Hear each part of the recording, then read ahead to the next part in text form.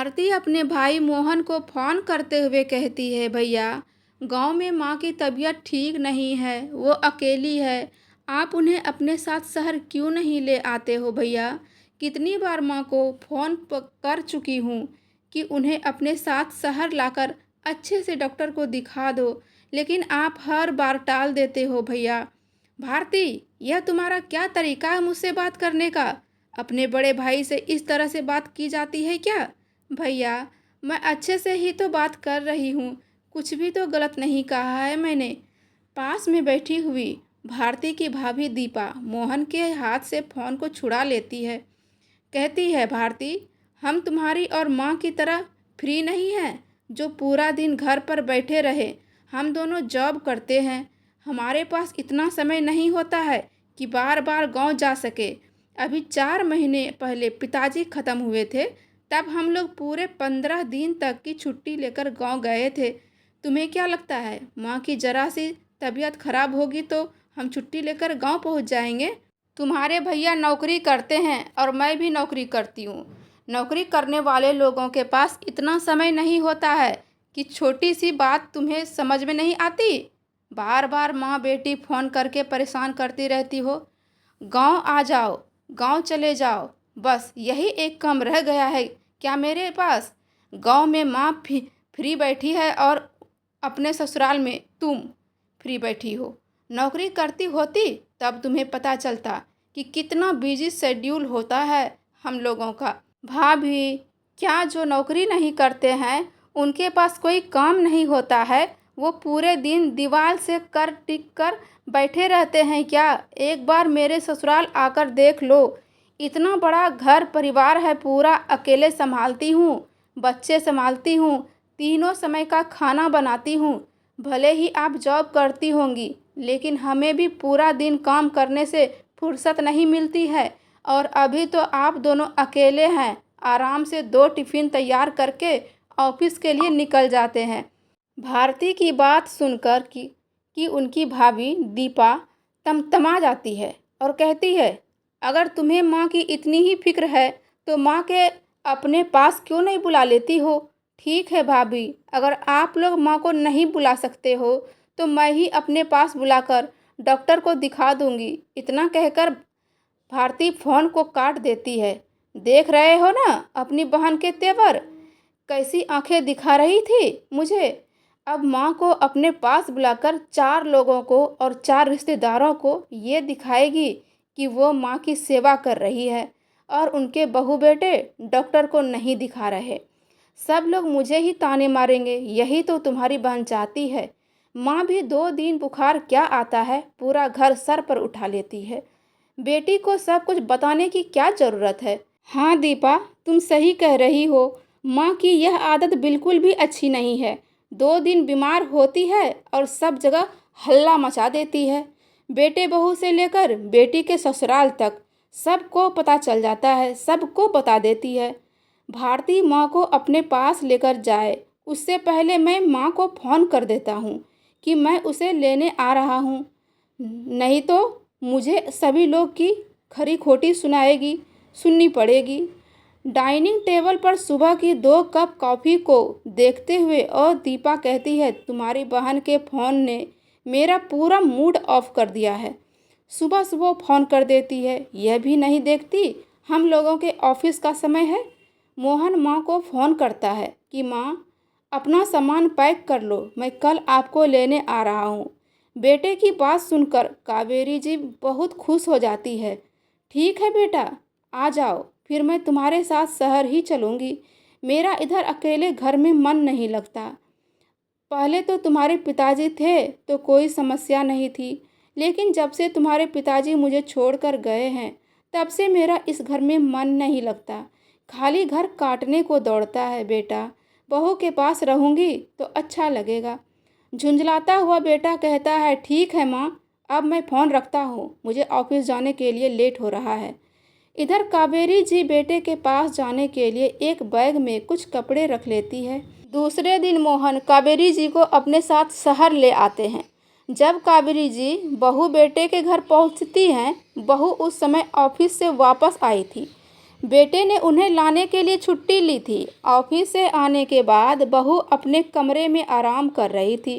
फिर कावेरी जी मोहन से पूछती है, बेटा बहू नहीं दिखाई दे रही है? माँ, वो अभी ऑफिस से आई है, दिन भर काम करके थक जाती है, रेस्ट कर रही है। अच्छा बेटा, ठीक है। इतना कहकर कावेरी जी एक छोटे से कमरे में चली जाती है। कमरे में सामान के नाम पर एक फोल्डिंग पलंग पड़ा था और ऊपर एक पंखा लगा है। बहू अपने कमरे में सो रही है और बेटा भी फोन में व्यस्त है। कमरे में बैठी बैठी कावेरी जी एकदम से बोर हो रही है। कोई उनसे बात करने वाला नहीं है। गांव में तो कोई ना कोई उनसे बात करता रहता था। बेटे के पास आती है और कहती है, बेटा जब से आई हूँ बहू सो रही है, घंटा भर होने को है और तुम भी अपने फ़ोन में व्यस्त हो। मुझसे कुछ बातें कर लो, मुझे अकेले कमरे में अच्छा नहीं लग रहा। अब तुमसे क्या बातें करूँ माँ, वैसे भी पूरा दिन आने जाने में थक गया हूँ। तुम भी अपने कमरे में आराम से जाकर बैठो। शहर में सभी लोग काम ही बात करते हैं, अपने अपने कामों में व्यस्त रहते हैं। तुम अपनी बहू से ज़्यादा बातचीत की उम्मीद मत करना, क्योंकि वो नौकरी करती है, उनके पास समय नहीं रहता। वो दोनों सुबह ही ऑफिस हम दोनों निकल जाते हैं। तभी बहू के कमरे से निकलने की आवाज़ आती है। कहती है, ओहो माँ जी आ गई आप? फॉर्मेलिटी के लिए कावेरी जी ने घुटने तक पैर छूती है। मोहन, तुमने अभी ब्लैक कॉफ़ी नहीं बनाई? मुझे पता है, तुझे पता है, शाम को जब मैं सोकर उठती हूँ मुझे ब्लैक कॉफ़ी पीने की आदत है। ओहो डार्लिंग, मैं तो भूल ही गया था। फ़ोन में इतना व्यस्त हो गया कि ब्लैक कॉफ़ी बनाना ही भूल गया। अभी तुम्हारे लिए ब्लैक कॉफ़ी बना कर लाता हूँ। बहू कमरे से उठकर सोफे पर आकर बैठ गई और वो भी फ़ोन चलाने लगी। मोहन रसोई में कॉफ़ी बनाने के लिए चला गया। कावेरी जी मन में सोचने लगी कि घंटे भर से ऊपर हो गया है मुझे घर में आए हुए। किसी ने मुझे एक गिलास पानी या चाय तक के लिए नहीं पूछा। बेटा अपनी पत्नी के लिए ब्लैक कॉफ़ी बना सकता है, तो क्या मेरे लिए एक कप चाय नहीं बना सकता? कावेरी जी हिम्मत करके सोफे पर बैठी हुई बहू से कहती है, मेरी भी चाय का समय हो गया है, मेरे लिए भी एक कप चाय बना दो। वैसे भी दिन भर से आज चाय नहीं पी। मोहन, माँ जी को रसोई में ले जाओ और उनको बता दो चाय पत्ती शक्कर वगैरह किधर रखी है, जिससे यह रोज़ अपने चाय बना लिया करे। मेरे पास इतना समय नहीं होता है कि उनके लिए सुबह शाम चाय बनाती रहूं। सुबह से लेकर शाम तक ऑफिस में रहती हूँ और उधर से आने के बाद काम करने की मुझ में हिम्मत नहीं है। बहू की बात सुनकर कावेरी जी हैरान रह गई कि एक दिन आए घर में नहीं हुआ है, बहू ने रसोई का रास्ता दिखा दिया। माँ, इधर रसोई ही आ जाओ, मैं तुम्हें बता दूंगा कौन सी चीज़ कहाँ रखी है, क्योंकि हम दोनों तो सुबह सुबह पूरे दिन के लिए ऑफिस चले जाएंगे। घर पर तुम्हें ही रहना है तो अपने खाने का इंतज़ाम भी तुम्हें खुद ही करना पड़ेगा। बाद में तुम परेशान होती रहोगी। इससे अच्छा है आज ही सारी चीज़ जान लो, समझ लो, तुम्हें काम करने में आसानी होगी। मोहन रसोई में रखा सामान बताने लगता है कि किस में क्या रखा हुआ है। उसके बाद कावेरी जी से यह कहकर कि माँ तुम अपनी चाय बना लो, ब्लैक कॉफ़ी लेकर हॉल में आ जाता है। यह लो डार्लिंग, तुम्हारे लिए ब्लैक कॉफ़ी बना दी। कावेरी जी एक भगोने में दूध, पानी, चाय पत्ती और चीनी डालकर अपने लिए एक कप चाय बना लेती है। कावेरी जी को एक बहू बेटे का व्यवहार अच्छा नहीं लगता है। वहीं कहीं ना कहीं उनका मन बहू बेटे के इस व्यवहार से दुखी है। थोड़ी देर में बेटा अपनी इवनिंग वॉक के लिए जाने लगता है और जाने से पहले अपनी माँ को कहता है, माँ कल सुबह 8 बजे डॉक्टर के पास जाना है, तुम्हें दिखाने के लिए तैयार रहना। इतना कहकर बेटा अपनी इवनिंग वॉक के लिए निकल जाता है। तभी घर में खाना बनाने वाली मेड आती है। दीपा और मोहन डाइटिंग पर थे, हल्का फुल्का खाना ही खाते हैं। कावेरी जी की भी तबीयत ठीक नहीं थी, इसलिए वो दूध दलिया बना लेती है। रात में कावेरी जी को बहुत तेज बुखार हो जाता है। बहू बेटे को बहुत आवाज़ लगाती है, लेकिन दोनों अपने कमरे में एसी में सोए हुए हैं। किसी को माँ की आवाज़ सुनाई नहीं देती। पूरी रात कावेरी जी दर्द से कहराती रहती हैं। सुबह बेटा उठकर हॉस्पिटल जाने के लिए रेडी हो गया। कमरे में गया तो माँ अभी तक सो रही है। गुस्सा होते हुए कहने लगा, क्या माँ, तुम अभी तक सो रही हो? मैंने तुमसे कल ही कह दिया था कि जल्दी से तैयार हो जाना। मुझे ऑफिस से सिर्फ हाफ डे लिया है, उसके बाद मुझे ऑफिस जाना है। तुम इधर मुझे लेट करा दोगी तो मैं ऑफिस के लिए भी लेट हो जाऊंगा। बेटे की आवाज़ सुनकर हड़बड़ाती हुई कावेरी जी उठती है और कहती है, बेटा, मुझे रात भर से बहुत तेज़ बुखार है। हाथ पैरों में बहुत दर्द हो रहा है। ऐसा लग रहा है कि पैरों को किसी ने जकड़ लिया हो। ठीक से चला भी नहीं जा रहा। क्या माँ, तुम भी ना, बुखार में तो ऐसा लगा ही रहता है। अब तुम जल्दी से तैयार हो जाओ। दीपा कहती है, मोहन डार्लिंग, टेबल पर तुम्हारे लिए खाना रखा हुआ है, खा लेना। और मैंने टिफ़िन में भी सलाद और सब कुछ पैक कर लिया है। हम दोनों का तो हो जाएगा। माँ जी को जो भी खाना हो रसोई में जाकर बना लेगी, क्योंकि अभी 4 दिन के लिए हमारी मेड भी छुट्टी पर गई है। माँ जी को अपना खाना खुद ही बनाना पड़ेगा। कावेरी जी बहू की बात सुन लेती है और कहती है, बहू ज़्यादा खराब है, गांव में ही ठीक नहीं थी। इधर तुम लोगों के पास भी इसलिए आई हूँ ताकि ठीक से इलाज करा सकूँ।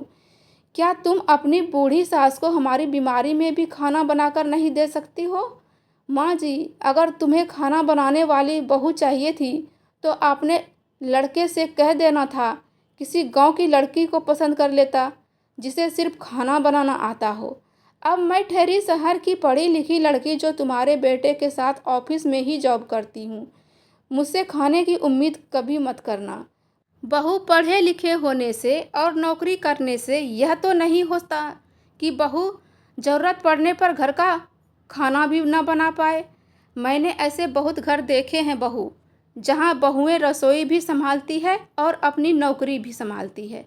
माँ जी, तुम तो ठहरी गांव की अनपढ़ गवार, तो तुम क्या जानो कि नौकरी करना और पैसा कमाना कितना मुश्किल है, कितना मुश्किल काम होता है।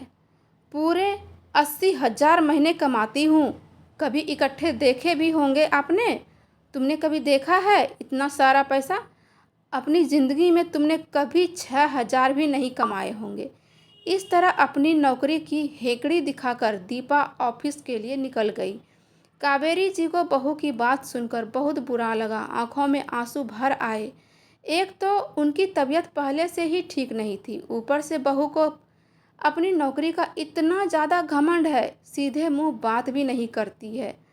और बेटे के आंखों पे तो पट्टी बंधी हुई है। उनकी पत्नी माँ से कुछ भी कहती रहती, उसे जरा भी फर्क नहीं पड़ता।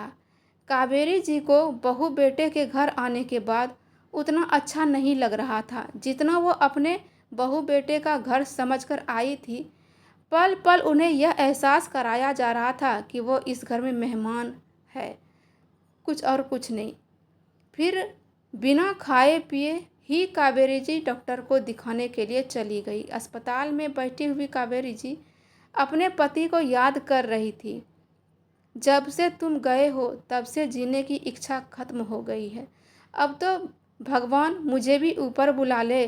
बहू बेटे के घर में आ तो गई हूँ, लेकिन इतना परायापन मुझे गांव में आज पड़ोस के घरों में भी नहीं होता, जितना अपने ही बहू बेटे के घर में मुझे पराया महसूस हो रहा है। ना तो इस घर में मुझसे कोई बात करता है और ना ही मेरा हाल चाल पूछता है। जब से आई हूँ बहू 2 घड़ी भी मेरे पास आकर नहीं बैठी है, ना ही मेरी तबीयत के बारे में पूछा। सिर्फ अपनी नौकरी और अपने डाइट प्लान और अपनी फिटनेस को लेकर ही बातें करती रहती है। बाकी मुझे उसे दुनियादारी से या किसी रिश्ते से कोई मतलब नहीं है। सारे चेकअप कराने के बाद डॉक्टर कहता है कि इनको तो डेंगू हुआ है, इतना तेज़ फीवर है। मैं 10 दिन की दवाई दे रहा हूँ, खाने पीने का ध्यान रखिएगा। जिससे यह जल्दी रिकवर हो जाए और 4 दिन बाद मुझे फिर से दिखाने के लिए लाना। धीरे धीरे कावेरी जी की तबीयत ठीक होने लगी है। कावेरी जी की फ़ोन पर बेटी से बात होती रहती है, जिससे उसका थोड़ा बहुत मन लगा रहता है। हालांकि बहू बेटे ऑफिस चले जाते थे तो पूरे दिन घर में मन नहीं लगता। किसी तरह से वह अपने समय को निकालती है। पूरा महीना कावेरी जी को बहू बेटे के पास रहते रहते हो गया। अब उनकी तबीयत ठीक हो गई थी। घर के छोटे मोटे सभी काम कावेरी जी कर लेती थी। हम बहू बेटे जब ऑफिस से आते तो घर उन्हें एकदम से साफ सुथरा मिलता। रसोई भी चमचमाती हुई दिखती। किसी तरह से घर के कामों में मन लगाकर वह खुद को बिजी रखने की कोशिश कर रही थी। एक दिन वह अपने बेटे से कहती है कि वो गांव जाना चाहती है। बहू बेटा भी उन्हें गांव जाने के लिए भेजने के लिए तैयार हो जाता है, लेकिन अचानक से बहू की तबीयत खराब हो जाती है। डॉक्टर के पास गए तो पता चला कि दीपा मां बनने वाली है। यह सुनकर सभी लोग खुश हो जाते हैं। दीपा कमरे में मोहन से कहती है कि अब तुम अपनी मां को इधर ही रोक लो, मुझे उसकी ज़रूरत पड़ेगी। कल को घर में छोटा बच्चा आ जाएगा तो उनको संभालने के लिए किसी न किसी को तो ज़रूरत पड़ेगी। आया लगाना पड़ेगा तो पैसे देने पड़ेंगे। तुम्हारी माँ कब काम आएगी और तुम्हारी माँ गांव में रहकर भी क्या करेगी। हम उनके बेटे बहू हैं। अपनी माँ को समझाओ कि वह हमारे पास ही रहे। पहले तो पिताजी थे तो समझ में आता था, गांव में रहती थी, लेकिन अब उधर कोई नहीं है तो तुम्हारे पास रहने में क्या बुराई है। कल तक जो बहू बेटा माँ को अपने पास से भेजने के लिए खुशी खुशी तैयार थी, आज ज़रूरत पड़ने पर माँ को रोकने के लिए पूरा तैयारी कर रही थी। मोहन माँ के पास आता है और कहता है, माँ अब तुम हमारे पास ही रुक जाओ, गांव जाकर क्या करोगी। और वैसे ही अब गांव में कौन है, बाद में जब तुम्हें ज़रूरत पड़ेगी तो तुम्हारे पास ही आओगी ना, हमारे पास ही ना आओगी तुम। बेटा मेरा इधर मन नहीं लगता है, गांव में कम से कम 4 लोग मुझसे बात करने के लिए हैं, इधर तुम दोनों ऑफिस चले जाते हो, कोई मुझसे बात करने के लिए नहीं है। टीवी भी देखूं तो कब तक, आज मैं माँ की ज़रूरत है। तो दीपा भी बीच में आकर कहती है, माँ जी हमारी सोसाइटी में एक बड़ा ही अच्छा मंदिर है, आप चाहो तो शाम को 2-3 घंटे के लिए मंदिर चली जाया करो। उधर आपकी ही उम्र की बहुत सारी औरतें आती हैं, जहाँ आपस में बातचीत भी हो जाया करेगी, भजन कीर्तन भी होते रहेंगे, आपका मन लगा रहेगा। और फिर कल को आपका नाती पोता आएगा तो मैं नहीं चाहती कि उसको अपनी दादी का प्यार ना मिले। कावेरी जी को बहू बेटे का बदला हुआ व्यवहार समझ तो आ रहा है।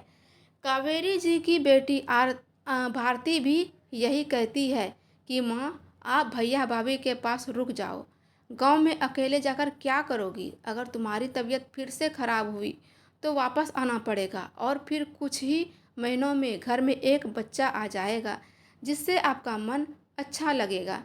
आप गांव में अकेली रहती हो तो मुझे तुम्हारी चिंता लगी रहती है माँ। कावेरी जी अब धीरे धीरे बहू बेटे के घर में अपना मन लगाने की कोशिश करने लगी। सुबह उठकर पूजा पाठ करती, घर में थोड़े बहुत काम करती, बाहर पेड़ पौधों में पानी देती। बहू बेटे तैयार होकर ऑफिस के लिए निकल जाते। उसके बाद वह दोपहर में थोड़ा बहुत टीवी देख लेती। फिर शाम को 2 से 3 घंटे के लिए वो मंदिर में अपना समय व्यतीत करने लगी। सोसाइटी के मंदिर में बहुत सी औरतें आती थी, जिसके साथ वह बातचीत करने लगी। कुछ उनकी बहुत अच्छी सहेली बन गई। अब उनका अच्छे से मन लगने लगा। कावेरी जी को गाना बजाना बहुत अच्छे से आता था। उनकी ढोलक की सभी लोग बहुत तारीफ करते थे कि सच में आप बहुत अच्छी ढोलक बजाती हैं और बहुत अच्छे भजन गाती हैं। तो क्यों न तुम अपना एक यूट्यूब चैनल खोलो और उस पर अपने भजन कीर्तन डाला करो, लोगों को ढोलक बजाना सिखाया करो। अच्छा उससे क्या होगा, उससे पैसे मिलेंगे क्या, यूट्यूब से पैसे भी मिलते हैं। आश्चर्य से कावेरी जी ने सुधा जी से पूछा। हाँ हाँ कावेरी, मेरी बेटी बहुत बड़ी यूट्यूबर है, वो यूट्यूब पर काम करती है, कल मैं उसे ले आऊँगी, तुम्हें सारा सब कुछ समझा देगी, तुम्हारा एक भजन का चैनल भी बना देगी। मंदिर तो तुम आती ही हो और इतने अच्छे भजन कीर्तन भी करती हो। यही कीर्तन सीधे चैनल पर डाल दिया करो, बाकी का सब कुछ मेरी बेटी देख लेगी। दूसरे दिन सुधा जी की बेटी मंदिर में आती है और कावेरी जी के नाम से एक उनका कावेरी भजन कीर्तन नाम से चैनल बना देती है। आंटी जी, आपको कुछ नहीं करना है। ये मेरा एक पुराना स्टैंड पड़ा था, इसमें बस अपना मोबाइल लगाकर वीडियो ऑन कर देना और जो भी आप भजन कीर्तन करती हैं सब कुछ फ़ोन में रिकॉर्ड कर लेना और मेरे पास भेज देना।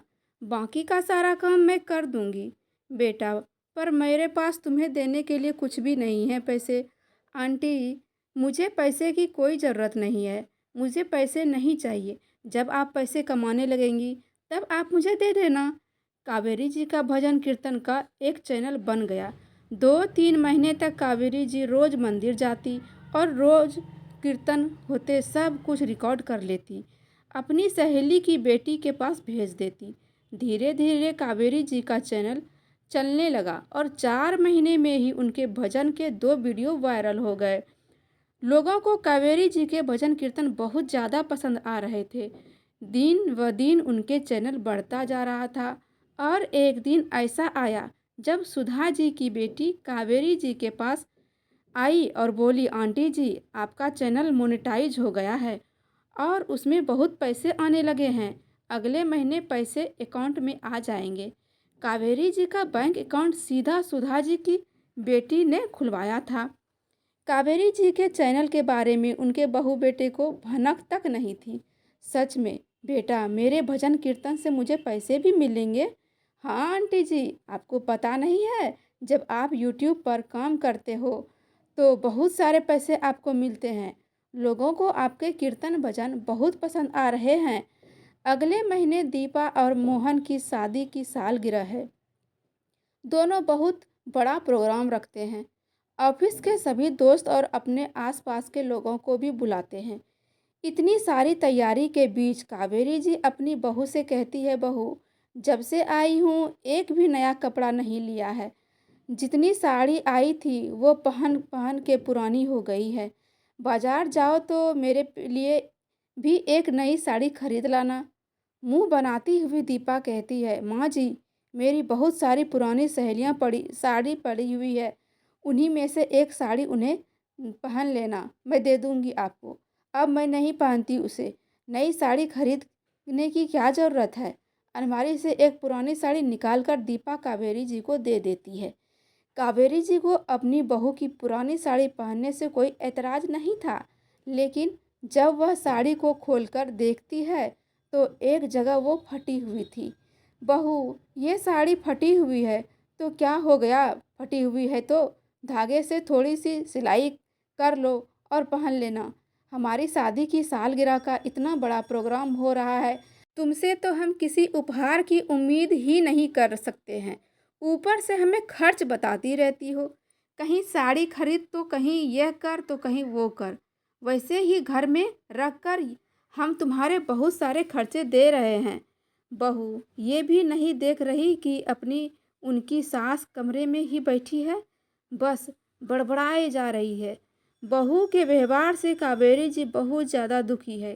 कावेरी जी बाहर आकर बैठ गई। थोड़ी देर में दीपा पार्लर के लिए निकल गई। दीपा के जाते ही सुधा जी की बेटी श्रेया घर आती है और कहती है, आंटी जी मुबारक हो, आपके अकाउंट में पूरे 1 लाख आ गए हैं। आपकी पहली कमाई 1 लाख की है, सैलरी मिली है आपको। श्रेया की बात सुनकर कावेरी जी की खुशी का ठिकाना नहीं रहा है। सच कह रही हो बेटा, मेरी पहली सैलरी आ गई है और वो भी इतनी ज़्यादा? मुझे तो यकीन नहीं हो रहा है कि मैंने अपने भजन कीर्तन के दम पर पैसे कमाए हैं, वो भी थोड़े बहुत नहीं, पूरे 1 लाख रुपए। मैंने तो कभी इतने सब पैसों की उम्मीद ही नहीं की थी। हाँ आंटी जी, मैं सच कह रही हूँ। अब तो मुझे आपसे पार्टी चाहिए। हाँ बेटा, बता कहाँ चलना है पार्टी देने के लिए, आज ही तुझे पार्टी देती हूँ। सबसे पहले श्रेया के साथ कावेरी जी मंदिर जाती है और अपनी सारी सहेलियों को अपनी पहली सैलरी से लड्डू खिलाती है। भगवान जी को प्रसाद चढ़ाती है और सबको लड्डू देती है। सभी लोग कावेरी जी को बहुत बहुत धन्यवाद देते हैं और कहते हैं, कावेरी जी, आज देखा तुमने अपने दम पर आज पैसे कमा ही लिया। सब खूब तारीफ करते हैं। श्रेया बेटा, मुझे बाजार लेकर चलोगी? कल मेरे बहू बेटे की सालगिरह की पार्टी है, कुछ गिफ्ट लेना है।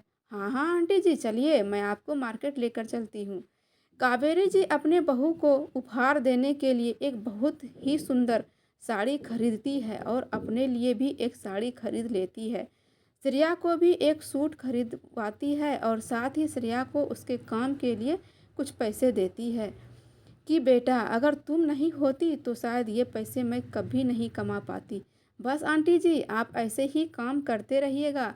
खुशी से कावेरी जी घर वापस आ गई। डाइनिंग टेबल पर रखी हुई साड़ियों को बार बार उठाकर देख रही है, क्योंकि आज उन्हें उन साड़ियों को देखकर बड़ी ही खुशी मिल रही है, क्योंकि उन्होंने अपनी पहले कमाई से ली है। बहू के लिए साड़ी खरीदी है और बेटे के लिए भी पैंट शर्ट खरीद कर लाई है। दूसरे दिन सभी लोग घर पर आ गए। कावेरी जी की बेटी आ- भारती भी आ गई थी। पूरा घर सभी मेहमानों से खचाखच भरा हुआ है।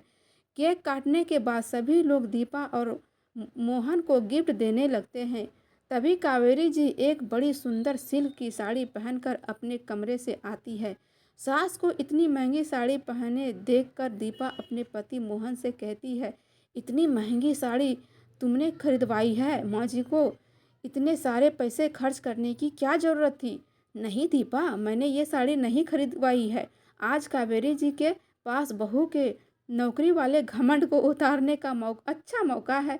बहू के हाथ में लाया हुआ गिफ्ट थमाते हुए कावेरी जी कहती है, ये लो बेटा, तुम्हारे लिए पूरे 5,000 की साड़ी खरीद कर लाई हूँ। आंखों आंखें फाड़ कर दीपा कहती है, क्या माँ जी, 5,000 की साड़ी खरीदी है? कहाँ से आए इतने सारे पैसे? पक्का तुमने मोहन से पैसे मांगे होंगे। दीपा गुस्से से मोहन से कहती है, मोहन, माँ को इतने सारे पैसे देने की क्या ज़रूरत थी? हमारे ही पैसे लेकर हमें ही गिफ्ट दे रही है, क्या ज़रूरत थी ऐसे गिफ्ट लाने की? अगर अपने पैसों से गिफ्ट लाती तो हमें ज़्यादा खुशी होती। हमारे ही पैसों की गिफ्ट हमें दे रही है। आज फिर से बहू ने सभी लोगों के सामने कावेरी जी की बेइज्जती कर दी। सभी लोग बहू की बात सुनकर आश्चर्यचकित रह जाते हैं कि कैसे सबके सामने बहू अपनी बूढ़ी सास से बात कर रही है। कावेरी जी कड़क आवाज़ में कहती है, मैंने किसी से पैसे नहीं लिए हैं। ये साड़ी मैंने अपने पैसे से खरीदी है, पहली कमाई से खरीदी है। अब मैं भी पैसे कमाती हूँ और आज मुझे अपनी पहली सैलरी मिली है, वो भी पूरे 1,00,000 रुपये। उन्हीं पैसों से मैंने अपने लिए और तुम्हारे लिए ये साड़ी खरीदी है। चिंता मत करो बहू, अब मैं भी पैसे कमाने लगी हूँ। मैं भी अब तुम्हारे बराबर हो गई हूँ। पढ़ी लिखी नहीं हूँ तो क्या हुआ, आज मैं तुमसे ज़्यादा पैसे कमाती हूँ। माँ की बात सुनकर बहू बेटे दोनों दंग रह गए कि आखिर मेरी माँ ऐसा क्या काम करती है जो हमें नहीं पता है और इतने पैसे कमाती है। तभी दीपा की एक सहेली जो कि सालगिरह की पार्टी में आई थी, कावेरी जी को देखकर कहती है, अरे आंटी जी, आप दीपा की सास हैं? मुझे तो पता ही नहीं था। मैं हमेशा आपके भजन सुनती हूँ, बहुत अच्छे भजन होते हैं आपके, और आप ढोलक तो कितनी अच्छी बजाती हैं। दीपा, सच में तेरी सास बहुत टैलेंटेड है। तुझे भी अपनी सास से एक दो भजन सीख लेनी चाहिए। माँ जी, तुमने कभी बताया नहीं कि तुम्हारा यूट्यूब पर भजन का एक चैनल है और उससे इतने सारे पैसे कमाए? बहू, आज तो बता दिया ना। सभी लोग दीपा से कहने लगते हैं कि दीपा, अब तो तेरी सास भी नौकरी करती है और पैसे कमाती है। तेरी सास की सैलरी तो तेरे से भी ज़्यादा है। हंसती हुई कावेरी जी कहती है, हाँ हाँ, ये बात तो बिल्कुल सच है। बहू तो 80,000 कमाती है, पर मेरी सैलरी तो पूरे 1,00,000 रुपये आई है। मैं बहुत ज़्यादा पैसे कमाती हूँ। क्यों बहू, अब तो नहीं कहोगी कि मैं कुछ कमाती नहीं हूँ? मुझे कुछ आता नहीं है? कावेरी जी की बात सुनकर बहू बेटा शर्मिंदा हो गए। उन्हें समझ में नहीं आ रहा था कि अपनी माँ से क्या कहे। फिर कावेरी जी बेटे बहू से कहती है, बहू, एक बात तुमसे कहना चाहती हूँ कभी भी ज़िंदगी में किसी चीज़ का घमंड नहीं करना। हो सकता है तुम्हारे पास जो क्वालिटी है वो किसी और के पास ना हो, लेकिन हर किसी के पास अपना एक गुण होता है। तुम्हारे पास जो गुण है वो मैं नहीं सीख सकती, और जो मेरे पास क्वालिटी है वह तुम नहीं सीख सकती। रही बात पैसे कमाने की, तो पैसा तो हर इंसान अपने पर आ जाए तो कमा ही लेता है, लेकिन अपनी नौकरी की किसी को अकड़ नहीं दिखानी चाहिए। तुम्हें अपने माता पिता के घर में इस तरह का माहौल मिला और इस तरह की पढ़ाई मिली कि आज तुम नौकरी कर रही हो, लेकिन मुझे यह मेरे जैसी बहुत सी औरतों को मौका नहीं मिला, तो कभी उन्हें इस वजह से अपमानित नहीं करना चाहिए कि वो नौकरी नहीं करती है। आरती अपनी माँ के पास आती है और हाथ पकड़कर कहती है, माँ आपने मुझे भी नहीं बताया। सच में माँ, आप कमाल हो, इतना बड़ा काम कर लिया। आज तो आपने भाभी से भी ज़्यादा पैसे कमा कर दिखा दिए। अब आप किसी से कम नहीं है माँ। भाभी, सच कहा है मैंने। भारती की बात सुनकर शर्म के मारे दीपा नजरें ऊपर नहीं उठा पा रही थी। उसे अपनी गलती का एहसास था कि उसने कितनी बार अपनी सासू माँ का अपमान किया है। दीपा सासू माँ के पास आती है और कहती है, माँ जी मुझे समझ में आ गया है कि मैंने जो किया है वो गलत था। अब मैं आज के बाद कभी किसी को अपनी नौकरी का घमंड नहीं दिखाऊंगी, मुझे माफ़ कर दो। मोहन भी कहता है, माँ माफ़ कर दो, हमसे बड़ी गलती हो गई जो हमने आपको कम आंका। क्या आपने बच्चों को माफ़ नहीं करेंगी? कावेरी जी समझदारी के साथ अपने बेटे बहू को माफ़ कर देती है, क्योंकि वो भी अपने बहू बेटे से अलग नहीं रहना चाहती थी। घर में आए चलकर पोता या पोती मिलने वाला है जिससे उन्हें बहुत ही अच्छा लगेगा, लेकिन अब वह बहू बेटे के घर में पहले की तरह सुनकर नहीं बल्कि बड़े ही सम्मान के साथ रहती है। बहू भी अब उनका कहना मानने लगी है और कोई भी ताने अपनी सास को नहीं सुनाती। कावेरी जी को बहू बेटे के घर में अच्छा लगने लगा है। अब वही घर उन्हें अपना सा लगने लगा, और कुछ दिनों में एक नन्ही सी पोती उनके घर में आई, जिसे देखकर कावेरी जी की खुशी का ठिकाना नहीं रहा। तो दोस्तों, आपको हमारी आज की यह कहानी कैसी लगी? पसंद आई हो तो कमेंट में ज़रूर बताइएगा। फिर मिलते हैं एक नई कहानी के साथ। हर हर महादेव।